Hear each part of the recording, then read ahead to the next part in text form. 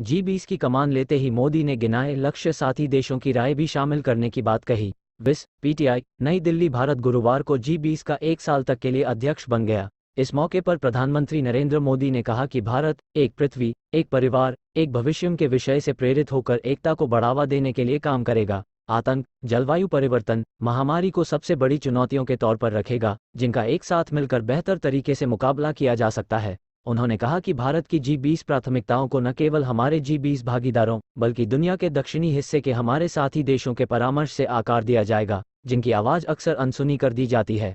उन्होंने विभिन्न अखबारों और उनकी वेबसाइट पर डाले गए एक लेख में ये बातें कहीं। बाद में प्रधानमंत्री ने ट्वीट की एक श्रृंखला में कहा कि देश टिकाऊ जीवन शैली को प्रोत्साहित करने, भोजन, उर्वरकों और चिकित्सा उत्पादों की वैश्विक आपूर्ति का गैर राजनीतिकरण करने पर काम करने के लिए तत्पर है। वहीं विदेश मंत्री एस जयशंकर ने कहा कि G20 की अध्यक्षता के दौरान भारत खाद्य और ऊर्जा सुरक्षा, समतामूलक स्वास्थ्य समाधान सहित तात्कालिक महत्व के उन विषयों पर समूह के सदस्य देशों का समर्थन जुटाएगा। इस मौके पर UGC अध्यक्ष प्रो एम जगदीश कुमार भी थे। इस मौके पर G20 university connect igniting young mind कार्यक्रम भी हुआ, जिसमें विदेश मंत्री पहुंचे थे। नई दिल्ली के मंडी हाउस में G20 के लोगों का अनावरण किया गया। जा रही विदेशी भाषा कैबड्राइव्स को सिखाई। विस नई दिल्ली। भारत को G20 की अध्यक्षता मिलने के साथ ही सरकार ने देश के भीतर इससे जुड़ी मेजबानी के लिए तैयारियां शुरू कर दी हैं।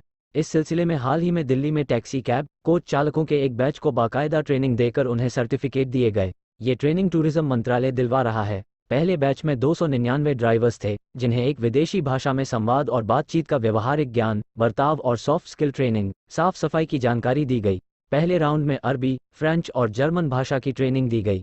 आने वाले समय में और विदेशी भाषाओं को शामिल किया जाएगा। सूत्रों के मुताबिक विदेशी भाषा के तौर पर इन्हें इतनी जानकारी दी जा रही है कि यह सामान्य बातचीत कर सकें। इसमें अभिवादन से लेकर संवाद तक के वन-लाइनर विकल्प शामिल हैं। मसलन आप कैसे हैं, आपको क्या चाहिए, आपको कोई तकलीफ तो नहीं, ये सिखाया जाएगा। पहले बैच की ट्रेनिंग पूरी होने के मौके पर पर्यटन मंत्री जी किशन रेड्डी ने कहा कि इस ट्रेनिंग का मकसद ड्राइवरों के निजी व व्यावसायिक कौशल को तराशना है। टूरिज्म मंत्रालय ने दिलवाई पहले बैच को ट्रेनिंग।